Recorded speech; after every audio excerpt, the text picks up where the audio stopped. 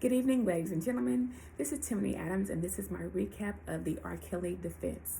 Today's recap is brought to you by A Melanin Christmas, where they sell customizable Christmas ornaments for people of color because they believe that your Christmas should look like you. And it should. All right.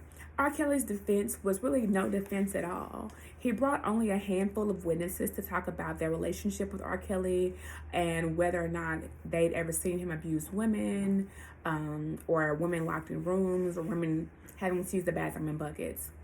Those witnesses weren't necessary because so many of the government's own witnesses testified to the same thing. They testified that they never saw him abusing women, that they didn't see locked doors, that they didn't see women or know of women urinating in buckets. And he only brought a handful of witnesses.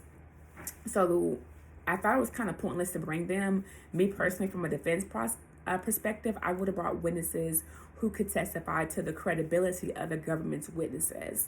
So say, for instance, Jerron Pace, who was the government's first witness.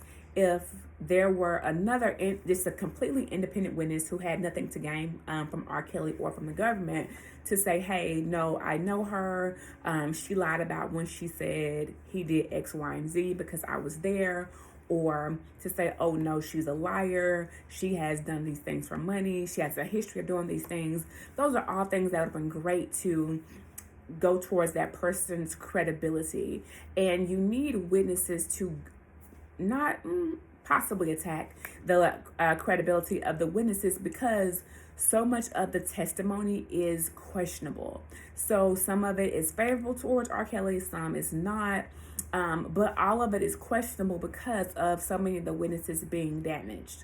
So to have an outside witness come in and say, oh no, I had experiences with this person that have nothing to do with R. Kelly, and I have no benefit from this, that would have been great in helping the jury determine the credibility of the witnesses. And just through the public in general, a lot of people have come out and stated and provided specific instances of these women and them having a history of lying and false statements, and so on and so forth. So to get some of those witnesses, that would have been great and very helpful. I am kind of disappointed because I thought that they would have more witnesses. The defense did. I think they only probably had like 4 or 5, where the government had over 40. So that's that. R. Kelly elected not to testify on his own behalf. Good job, because I definitely would not have put him on the stand for a variety of reasons. In criminal defense, it's very rare that I have personally put my client on the stand. I've done that when it was absolutely necessary and when my client had, little or no criminal history.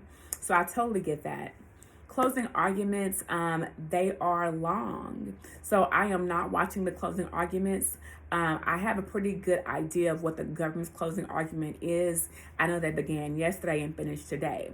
My real concern, and this is where R. Kelly's defense could really, really win, is doing a very detailed, clean closing argument. And what I mean is the evidence in this case was just voluminous, and they had lots of witnesses. So for a jury, there's so much to review and cover and consider. So what I would do is have a closing argument that is broken up.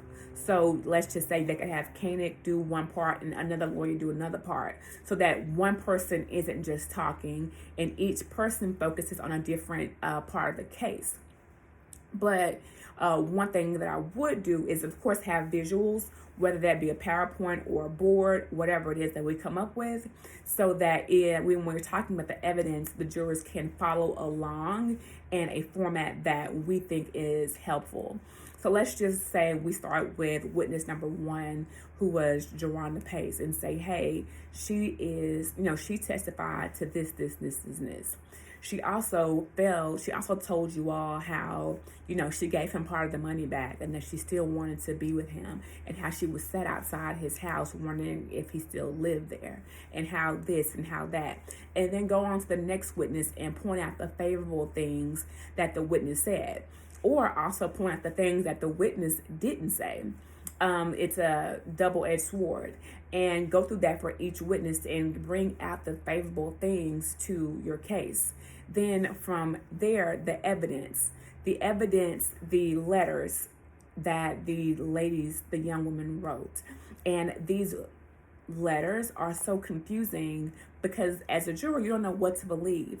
These young ladies are saying that they wrote these letters saying that they stole and did this and this and that because that's what he told them to do. And it wasn't true, so they didn't see any harm in writing the letters. On the flip side, it's, well, these things must be true because why would you write that you did such bad things if you didn't? Because you can go to jail for that. So those letters, they are going to be crucial. I hope that they can really drive it home with that. Another evidence that's going to be crucial is basically testimony that was conflicting from the witnesses. And you can do that a lot of different ways. Basically, you're playing both witnesses' testimony off of the other. And you can get really creative with that. You can also, for the closing argument, I would also hone in and just say, hey, you know what? Being bisexual is not a crime. Having weird sex is not a crime. Or, having this young lady come on from under this boxing ring, that's not a crime. Having weird sex with anyone, even though it may be in a manner that you may not agree with, whether it's anal sex or whatever, that's not a crime. And explain to the jury, don't let your emotions or your personal beliefs drive your decision. Let the facts and the evidence drive your decision. Because in a lot of the witnesses that the government brought, they really weren't necessary. A lot of them testified that they met R. Kelly or began having sex with him over the age of 18. So there's no crime there. They had weird sex. So what? There's no crime.